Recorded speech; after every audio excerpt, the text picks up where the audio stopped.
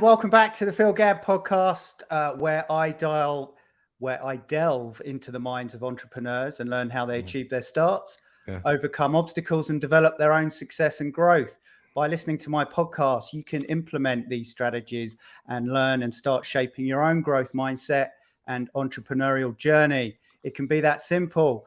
This afternoon is going to be awesome because I am joined by the one and only Nick Krem. Let's go. Good to be here, Phil. I'm excited to be on your show. And just looking forward to, I'm an open book. There are no questions you cannot ask. I'm an open book and I'm looking forward to it, brother. Awesome. Well, I first sort of come across you a year or so ago, just what you were doing with Jay Kinder and stuff like that. Yeah. I'm part of the Honey Badgers group, Honey Badgers. Yeah. Honey Badgers Nation. And then I met you last year in EXPCon. Yeah. Which just fascinated by your story. I mean, obviously you are killing it in what you do. So just give us some background, explain exactly what you do. Yeah, and just back to that dinner that we had, right? Like it was me and I didn't even realize it. It was an entire table full of like 20 Canadians. And I kept saying like, oh, no, that's just what we do here in America. And you guys are like, really? I'm like, no. So, that was a great dinner for me. We had a lot of fun there. Yeah. But you know what? Like the simple way of saying what we do is we give agents the minimal effective dose when it comes to social media and branding, which is extremely different than marketing, right? A lot of times people put marketing and branding together. So what we like, the difference between marketing and branding is the biggest thing I would say is marketing is always based on the market. You have to have a new marketing message every time the market shifts, every time there's new rates, every time there's new this, and this. And to me, you're always buying your business because the moment you stop putting money into leads, your entire business stops. What we help agents do is we help them build a brand the right way. So that way the brand works for you while you sleep. The brand attracts business and the brand becomes bigger than yourself. So what we help agents do is we help them do it the simple way. We stay away from the word easy, right? Because Phil, easy for me is different than easy for you, right? And, a lot of the course and a lot of things that we do, it's always done with you. We never just give you a video and say best of luck. And a lot of the things that we do, it's I've sent some stuff to my grandma and said, hey, can you do this? And if she can, she tells me what she can do and sends it back. We built our company from the mindset of I have a firm belief the agent who dominates social media will dominate the next 15 years of real estate. And I believe if an agent has a video editing tool on their phone or computer, they're doing something wrong. Because that means they're taking time away from becoming the best possible real estate agent. All right, like what you have here, Phil, is amazing because it's a couple clicks of a button and you're able to go. You did it the simple way, right? Yeah. No, that's true. Absolutely. So how did you start? Yeah. Where did it all begin? I guess so I got started at a call center, right? So I would call 15 hours a day, 8 a.m. on the East Coast to 8 p.m. on the West Coast. I even had some good shots in Canada as well. So you name like lead generation, I was in the back end of it. You name a CRM, I was in the back end of it. You name a script, I dialed it. You name a differentiation, I was speaking it. So I got a great basis for the entire industry within a couple years because I was literally like, you name like any company, I was calling for. From there, I started running the company, just managing about 80 clients at a certain time from all across the world. And I got a great basis for why some agents were dominated and why some weren't. Okay. So, get this, Phil. So I had 80 real estate agents at any moment of the day that could give me a call and complain about their leads. Right. Just think about that. How many agents do that? It's always the leads. And then it's always us. I'm like, shit, there's another call. I have no idea what's on the other side of this call. Right. Yeah. So like for me, it was, I didn't want that life. I wanted to say, how can I be proactive and reach out to agents? So I started doing some research and first thing I went to was the leads and it was never the leads. Right. So there was one client, we were down 5 hours a day, warmest leads you can get. Our best caller on them, we get maybe 2-3 listings a month. And there was another client, we were down barely 3 hours a day, circle down around $1 million neighborhood and be getting 8 listings a month. I'm like, holy crap. What is the difference? Here was the difference, Phil. Yeah. Hey, I'm calling on behalf of Phil. Who's Phil? I never heard of him. I could read them their social security number and they'd still be like, no, that's not me. Right. And then there'd be other people like, hey, I'm calling on behalf of Phil. Oh, Phil. Yeah. How's it going? And that's when I realized the power of a brand. Like you could turn any lead into a referral. And from there, you know, we started working with guys like Jay Kinder and just saying like, hey, and then he always told us, you solve our problems, you'll solve everyone's problems. So, you know, that one of their biggest problems was how do you duplicate a brand, help build a brand without putting the agents in that seat? How do you help agents become the best agents while taking over their branding and making them have a brand and not just solely based on marketing? And that's what we've never done since then. So you went out actively, proactively, and found people like Jay Kinder because you understood the people like Jay Kinder and then any other agent, because I know every agent, they wants a brand, but most of them are unwilling, but mainly do not have the right information. There's a lot of misinformation out there that puts marketing and branding together. Right. And they'll tell you, spend this money in marketing and branding. Here's the leads, and then run ads. And then what's most people's solution for when the leads don't work? Just give us $1,000 more in this ad campaign, and it'll you'll get the right leads. Give us $2,000 more, $5,000 more, and all of a sudden you're 20,000 in the hole. You have a bunch of leads that don't work, and the moment you turn off those leads, the moment all of that stops. Yeah, I don't want that to be for real estate agents. I don't want them just chasing their next deal, having no idea where it's coming from. Man, let's build a brand that people are attracted to, that you get referrals from, that you get raving fans from, that works for you while you sleep. Because I know most agents got into this business for the looking for time freedom or some kind of freedom, and you'll never get that if you have to buy your business. Yeah. So I think any agent's really at that point where there's never too soon to start building a brand. So what would you say the most important aspects, like for someone starting to build a brand, what would you say would be the most important? Always brand your name. That's why I love what you did here. Because here's the thing, guys, you could have sub brands. Like for me, like everything is under Krem, Nick Krem. Everything. We do Live with Leaders podcast. We do other things, but it's all under my name because I know, and women, unless you get married and take the other guy's last name, can someone call me a year after and said, well, my name changed and you said it wouldn't. Well, I'm like, okay, come on. Like, but you know, like, but for the most part, the one thing that will never change is your name.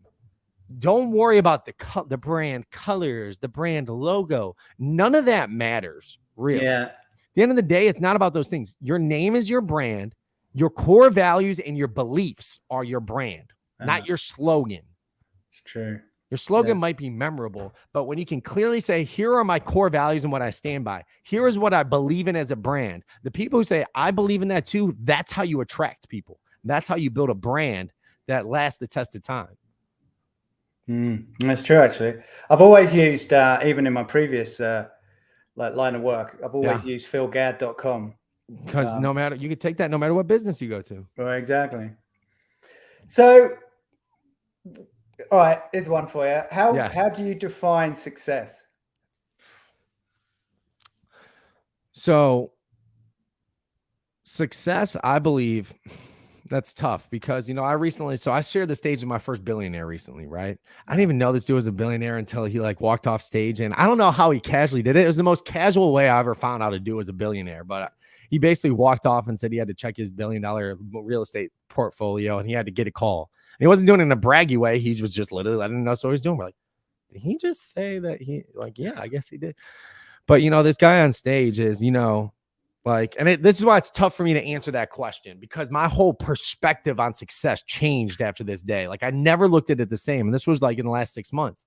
Right. He said, who here wants to be successful? Everyone raised their hands because every book, everything teaches us to go for being successful. And he's like, guys, that's a byproduct. Success is all about you and what you want. Go for significance. Be significant in as many people's lives as you can.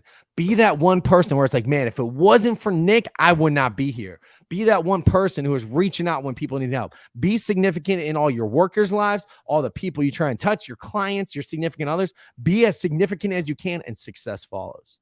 So for me, success is all about ourselves and what we want to accomplish in life. The best way to do that I found is being as significant as you can. You focus on significance and success will follow. That's the way I look at it. I guess that's my long answer for what success means. That's awesome. Yeah. Yeah, it's really interesting. It just that question is such it's different for everyone. It's brilliant. I love it. Yeah, it is because, you know, I never heard it defined or looked at that way because like every book teaches you strive for success at all costs. Yeah. Guys, like, that's why people are stepping on each other, because they're all trying to be successful. He's like, instead, just strive to be significant. I'm like, damn, that's good. Yeah, that is good. Yeah. I like that. Yeah.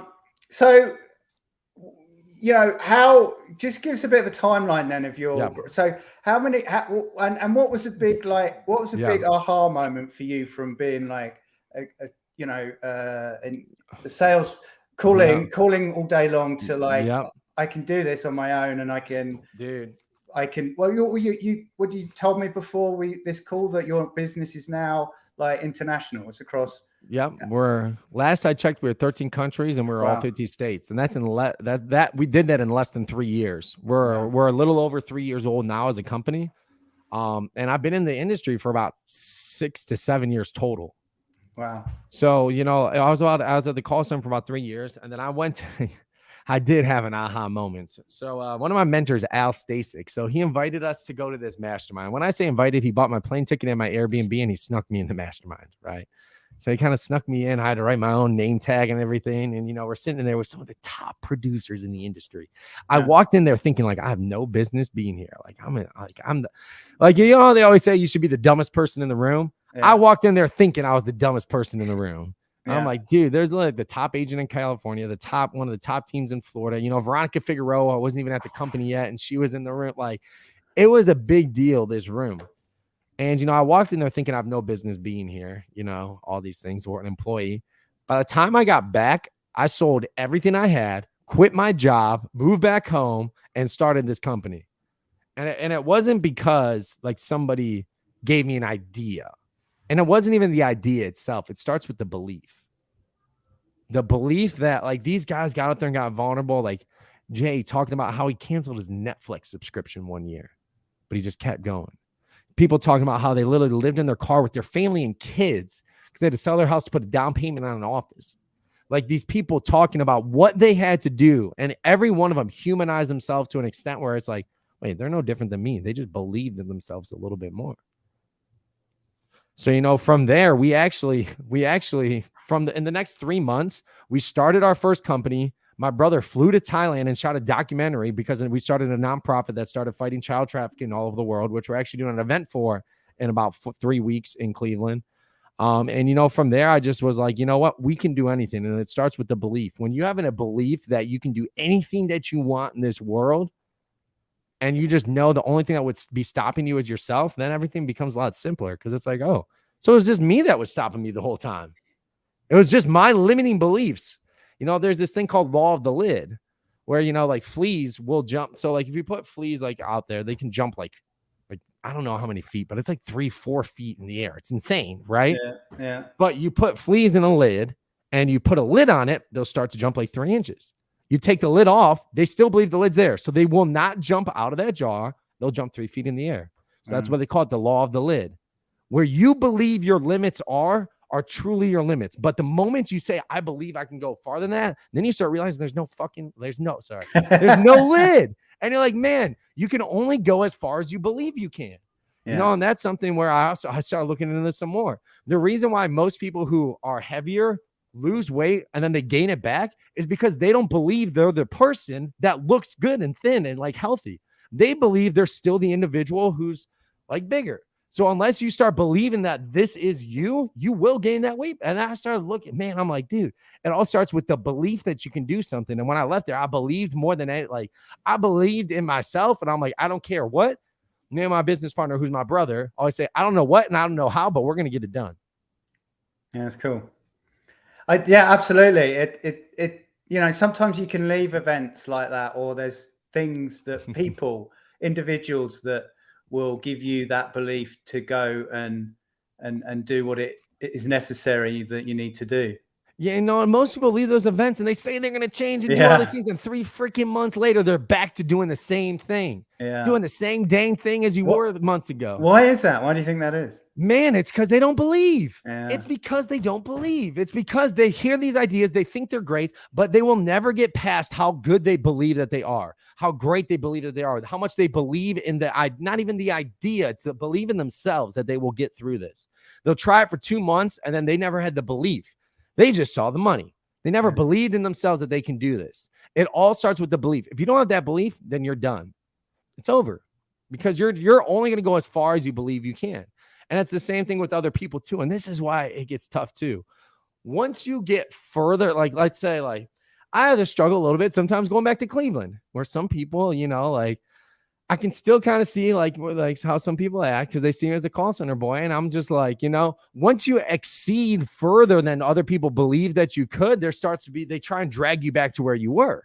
Right. Yeah. So all of a sudden, when you start exceeding past farther than what people believe, now that great job turns into like, all right, who do you think you are? It's like, well, I'm the dude who's doing all this shit now. Like, you know, so like for me, that's what people will run into too, where, you know, you say you're going to do all these great things and people try and drag you back down to where they believe that you should be. Yeah. Right. So like that belief has to be stronger than that. And you are going to run into those things along the way. Yeah. So 3 years ago, this happened. Yeah. Yeah. That's like about 3.5 years ago. Yeah. 3.5 years ago. So has it been like a monumental rise, or has there been like bumps along the way? Like, oh, bumps, baby, bumps. You know, like, and it's because that's what people don't hear. Yeah, like, I feel, you know, people don't hear how hard it is. You know. So like what we were doing before, like when I was making that transition, like not even the transition, because I was, when I came back, we sold everything I had and moved in. But like before then, I was already kind of not on the way out. I never knew what I was like. I didn't know what I was going to do next, but I started working with Jay and Al and those guys in the back end. Yeah. Started doing their events, and we were filling up the rooms. Our job was to basically fill the room no matter where they were going in the country. And I was like, okay, so how do we know how to run an entire business? Go in person, host an event, and fill the room. So our original plan when we got started, and bearing in mind, I was looking at a call center, so I'm not going to say how much I was making, but it wasn't a lot, right? So it's not like when I said I sold everything I had. All right, so you had a couple $100,000 to start with. No, nowhere even close. I had to move back home, sell my car even to like get this going. Yeah. And, you know, our entire business model was based on the fact that I did have some connections from that mastermind that I went to, and just from being in the call center, where it's like my entire business plan was we're going to do 16 events across the country with the biggest names that we know. And that's how we're going to grow our business. In-person events, travel the country. We didn't, truthfully, I don't even know how we were going to do it. We were banking on selling enough at each event to basically pay for us to go to we didn't even have a plan, but like we had tickets bought to go to all these places, right? Well, for the first couple. And then we were just figure out a way to get to the next ones, right? Yeah. But the first one we were going to do was 4 events in 4 days in New York City with one of the biggest names there, Vincent Q. And we had it set up to be Brooklyn, Bronx, Manhattan, and Long Island.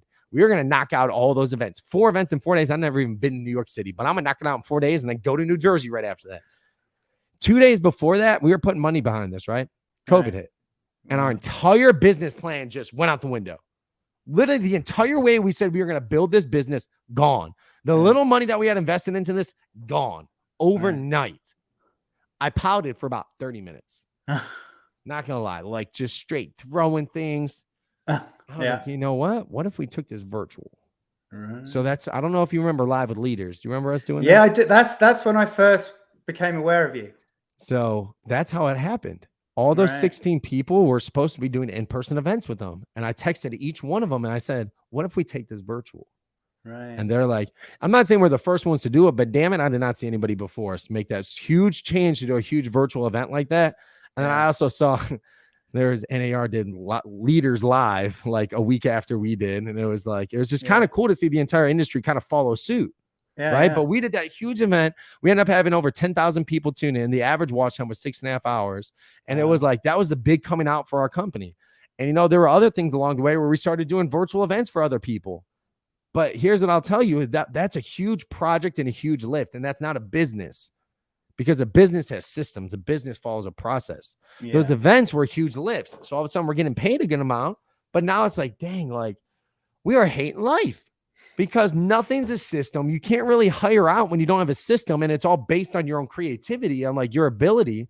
Yeah. So now we had to be like, all right, well, this is good, but how are we going to create a business out of all this? Because the $20 a month is, don't get me wrong, it's good. And we had 1,000 people on it, but I'm like, there's still expenses with that. So that's not like, we can't like build our lives off of that. So now we started looking at different ways, and, you know, it's been like, because the market keeps changing, and we pride ourselves on staying ahead, and which is what, we're about to be doing too, which is, I can't announce it yet. I'm sorry. No. I know you wish you could have said it on your show, but I can't do it yet because I actually just got one of the agreements in my email box just yesterday.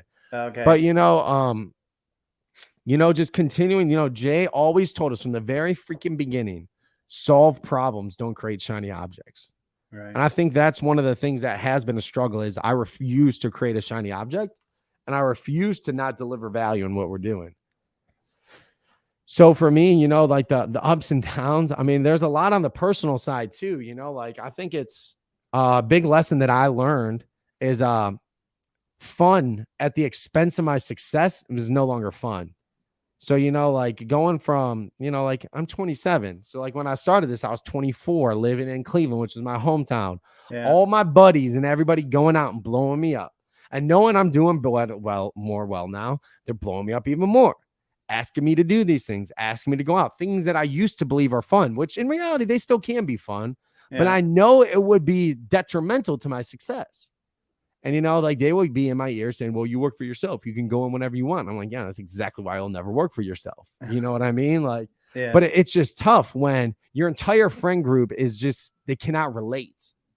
Like it's nothing against them, but like where I'm at and what I'm doing, I can't have conversations with you about it. And if I can't have those conversations, a tough thing was, I put numbers on my relationships as far as now, it's not how much you make, it's how much do you align with my core values and my beliefs. And for me, it was really hard. Some people I've known for a long time, I aligned my core values up with my beliefs. And I was brutally honest. Do they align with my core values in life? 100% accountability, 0 excuses. Show up and not just be there, but show up ready to go, on time, prepared, like ready to freaking go. And the last one is win the day. Are you winning and getting better every single day? And, I believe who you partner with matters. I believe time is your most valuable asset. And I believe the agent who dominates social media will dominate the next 15 years of real estate. And I literally just gave people a score and I was brutally honest. And I was like, damn, you scored a 1 out of 6. You got 1 where you're not accountable. You don't show up. You're not winning every day. Some of these people didn't even get 1. I'm like, you know what? At all times, I'm either moving closer to my core values or farther away, closer to my beliefs or farther away. And I cannot afford to move farther away. Yeah. Yeah. I mean, at that age, I'm a bit older, but it's tough at that age because, it's, unless you're really like your mindset's in the right place, like you've just said, that's probably why a lot of people don't, that's why a lot of people just work in jobs and don't, get to the next level because I think that's one of the hardest things, what you've just described there. It's making the decision. Do you focus on your success and your beliefs, or do you focus on good times? And I think it's the evolution of good times too, because I still have a great freaking time with the people that we're with. It's just having a different time that I'm looking to change the world in a lot of different ways. And I can't do that by staying small. It's actually a lot harder being broke than it is making money. It's a lot harder being broke. It's a lot harder struggling. Yeah. And I'd also argue too, Phil, like, I don't even know how old you are, but it's harder for people who are older to have those realizations and to look at someone you've been friends with for 40 years and say, you don't align with any of my core values or beliefs and not spend time with them. I believe that's almost harder because I looked at some people I knew for 12 years. I'm like, damn, this is going to suck, but I got to do it. I wouldn't burn the bridge. I would say, you aren't accountable in my life. I'm never talking to you again. I just stopped answering the phone. Yeah. I stopped answering the phone. They would ask me to go out and say, I can't do it. I wouldn't give big details. I never burn bridges. I would try not to. But it's just like, don't answer the phone. It's tough when you see it ringing and you're sitting in a room when all you have is your belief. And, during that time I started this company, all I would buy are noodles and Monsters because I didn't have much money. So I would literally just make noodles quick because they're quick. They take no skill. I wouldn't even season them or anything. I would just eat noodles and then drink Monsters to stay awake. So I gained like 40 pounds in a matter of like 4 months. Wow. Because we were just so committed and I did not want to come out of that room until I got something. Well, I mean, it's paid off, eh? Hey, it's not too shabby right now. Not too shabby. That's awesome. Yeah. So what is your, I mean, I know you can't sort of divulge some exciting news, but what's the setup? What's happening next right now? Well, yeah. What does your company look like right now, and what are some of the things that you can let us know what's coming? We specialize in attracting business, whether it's attracting agents or attracting homeowners. And we only do it with good agents. One of our one of our missions as a company is to help good people attract more good, spread more goodness in the world. We'll help good agents spread more goodness in the world. Notice we don't say the best agent, because I've worked with some people who are great agents who are just bad people, right? And it's like, I can make a bad person look great, but who am I really helping besides myself? And I can also help a bad agent look great, and who am I helping besides myself? So for me, it's like our whole mission as a company is to help good agents spread more goodness in the world through branding, which attracts business and helps them become community champs. So we have multiple services that help agents. If they believe that time's their most valuable asset, well, we'll do the heavy lifting on the back end, and all they have to do is shoot some videos, and we'll repurpose them, get them out there, help them with the video content. I will never script out a video for someone, because I don't believe all scripts are equal, and all scripts are like, Phil, you have a different brand than I do. Everybody has a different brand. Yeah. So for us, we work more on a personal level with agents to create a brand, and I won't give you a cookie cutter system, because those things don't work. You might win your time back, but you're spending money on something that won't work. Yeah. So for me, I believe in helping the agents build a brand, and that's through our different services. We have stuff as little as $20 a month all the way up to $9K for 3 months. So like, we have different programs that people can get involved in. Cool. And yeah, that's our mission. If you're a good agent trying to spread more goodness in the world, reach out to us.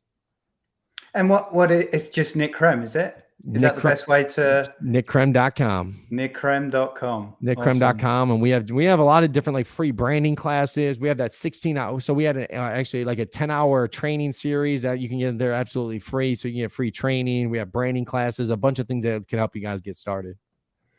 Cool. Okay. That's awesome. I got a question. Okay, what's up? I always ask, but I'm going to split it into two, because if there's one piece of advice, I didn't realize how young you are. Well, so young. That's coming from, I turned 50 this year. That's how old I am. No way. I would never guess that. Yeah. So, but yeah, part of I'm not going into it, but one of my big things is like fitness and living in a place where, I'm active and blah, blah, blah. So, but if you could give yourself advice, I'm going to split this into two. If you could give yourself like a decade ago, what would be at 17? What would be the advice you'd give yourself today? If you're passionate about something, don't let yourself get in the way of being successful. Because that was one of my stories that goes a little bit farther back. I played 1 year of high school football. I went all state, broke a state record. I loved football, and I was gifted at it. And I let myself get in the way. My partying, my not caring about school, saying I didn't care about it enough. And I let myself, and I'm not saying I'm going pro and I was like this huge scholar, but like, dude, I was good. I played 1 year and I was just off, and I loved it. And I let myself get in the way of doing that. That's one thing that drives me to this day still, is knowing that feeling that I gave up on myself. And that's one of the worst feelings in the world. I wouldn't wish that on my worst enemy. Giving up on yourself because you didn't try hard enough. I would tell myself, do not ever do that. Do not ever let yourself be the reason that, because at the end of the day, nobody else can tell you, but when you didn't give your all, when you leave something on the field, and that's just terrible. Yeah. I would tell myself, don't do that. Yeah. And only And other people will be like, no, you did a great job, honey. That might be my mom's voice. You did a great job. I know you did. But deep down that you had a little left in the tank, and it's a terrible feeling. Terrible. Yeah. Okay. That's awesome. And then what I'm going to split into rewind 3.5 years, or just before you started in this business. If there's some advice that you could have given yourself right then that now, what would that be? Reach out more. Okay. Yeah. Reach out more. Ask more questions. Reach out when you need help more. Don't try and figure shit out by yourself, because somebody else already figured it out. You don't get paid more to figure out problems that were already solved. Reach out more, ask for help, and there's a lot of people out there willing to help. It's just our own belief that we think we're alone. There's plenty of hands. No matter who you are in this world, there's somebody begging you to ask them for help. I don't care who you are. I don't care how many bridges you think you burned. There is somebody out there begging you to ask them for help. It just takes your ability and your ego to be put aside to say, you know what? maybe somebody else does have the answer that I can't figure out. That's so true. All right. I got some quick fire stuff now. All right. What you got? All right. Favorite book? Subtle Art of Not Giving a Fuck. Oh, yeah. Say that again. Subtle Art of Not Giving a Fuck. Yeah, that's a good one. Great book. Yeah. Favorite music? Rock and roll. Yeah. Classic rock. Classic. Do you know what? I watched that Elvis film the other day. I haven't seen that yet. It's really sad. Yeah. Oh, is it? Yeah. I mean, he got a rough go of it, I think, from his promoter. Yeah. But yeah, it's a good one. I'd recommend it. Yeah. Favorite routine? Getting on camera. Dude, I love it. I love this setup and everything that we have now, dude. Every day, every single day. Awesome. One habit that you absolutely adhere to every day?